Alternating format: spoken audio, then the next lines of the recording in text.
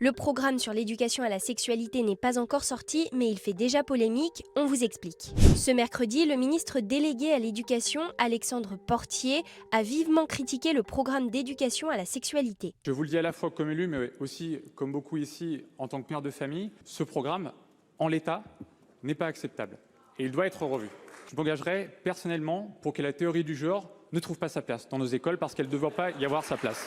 La théorie du genre cherche à distinguer le sentiment d'identité masculine ou féminine du sexe de naissance. La ministre de l'Éducation, Anne Genetet, a recadré son ministre délégué dans la foulée ce jeudi. La théorie du genre n'existe pas, elle n'existe pas non plus dans le programme, je suis très claire et ce programme je le pilote et la ligne de ce programme c'est la ligne du ministère, c'est la ligne que je pilote. Il n'y a pas de théorie du genre dans ce programme, d'abord la théorie du genre n'existe pas. J'ai tout dit hier, je ne retire pas un seul mot parce que évidemment c'est un sujet qui est important pour le quotidien des établissements, des familles. Ce programme vise à lutter contre la discrimination envers les LGBTQIA+, la pornographie mais aussi les violences sexuelles. Chaque année, ce sont environ 160 000 enfants qui sont victimes d'agressions sexuelles et d'abus.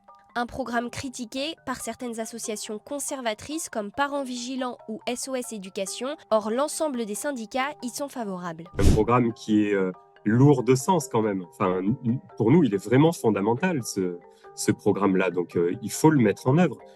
On a quand même des enfants à qui on ne parle jamais des relations humaines, des relations amicales, des relations amoureuses, mais aussi de la sexualité. Voilà, c'est tout ça ce programme. C'est pas que sur l'éducation sexuelle. L'éducation à la vie affective, relationnelle et sexuelle est obligatoire depuis 2001 dans les établissements scolaires, mais dans les faits peu appliquée. Le Conseil supérieur de l'éducation, une instance consultative, doit rendre un avis à la mi-décembre.